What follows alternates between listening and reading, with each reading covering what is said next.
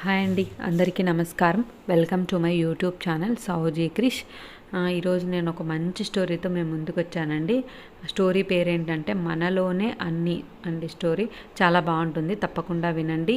ఇంతకుముందు కూడా కొన్ని స్టోరీస్ చెప్పానండి, నా ఛానల్లో ప్లేలిస్ట్లో ఉంటాయండి. తప్పకుండా చూడండి, తప్పకుండా వినండి. విని మీకు నచ్చినట్లయితే తప్పకుండా లైక్ చేయండి. అదేవిధంగా మీ ఫ్రెండ్స్కి, రిలేటివ్స్కి ఉపయోగపడుతుంది అనుకుంటే తప్పకుండా షేర్ చేయండి. చూసిన వాళ్ళందరూ తప్పకుండా సబ్స్క్రైబ్ చేసుకోండి. సబ్స్క్రైబ్ చేసుకొని నన్ను తప్పకుండా సపోర్ట్ చేయండి. సబ్స్క్రైబ్ చేసుకున్న వాళ్ళందరూ తప్పకుండా వినండి.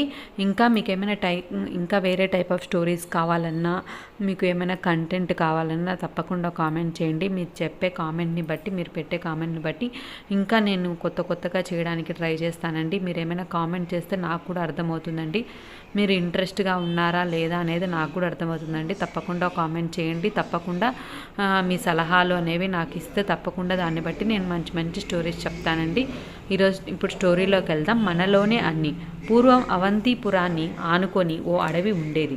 అక్కడ ఓ స్వామీజీ తపస్సు చేసుకునేవాడు. ఓ రోజు వేటకని రాజు అడవికి వెళ్ళాడు. కందమూలాలు సేకరించుకుంటున్న స్వామీజీని చూసి నమస్కరించుకున్నాడు. తనని తాను రాజుగా పరిచయం చేసుకున్నాడు. ఎన్నో ఏళ్లుగా తన మనసులో ఉన్న సందేహాన్ని నివృత్తి చేయమని అడిగాడు. మీ అనుమానం ఏంటో అడగండి అన్నాడు స్వామీజీ. స్వర్గం, నరకం అంటుంటారు కదా, అవి నిజంగా ఉన్నాయా? అవి ఉన్నవి నిజమే అయితే వాటిని చూసినట్లు ఇంతవరకు ఎవరూ చెప్పలేదే అని అడిగాడు రాజు.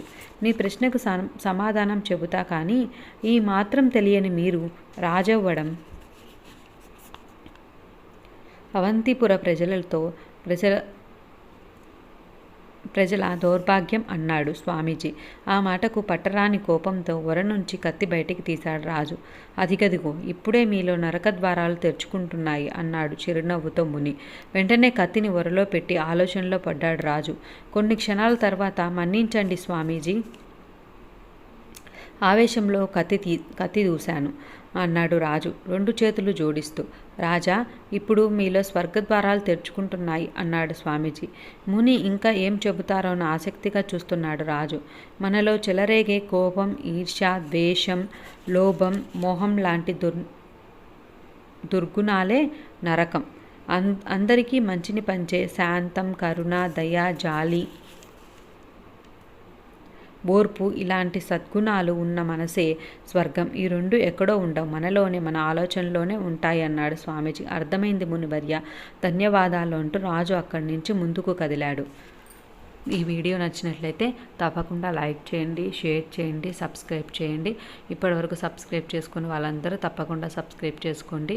సబ్స్క్రైబ్ చేసుకొని చూడని వాళ్ళందరూ తప్పకుండా వినండి. అదేవిధంగా మీరు తప్పకుండా కామెంట్ చేయండి. మీ ప్రతి ఒక్క కామెంట్ని నేను చదువుతానండి. మీరేం చెప్పాలనుకున్నా కూడా తప్పకుండా చెప్పొచ్చండి. తప్పకుండా నా ఛానల్ని సపోర్ట్ చేయమని నేను కోరుకుంటున్నానండి. ధన్యవాదాలు. థ్యాంక్స్ అండి.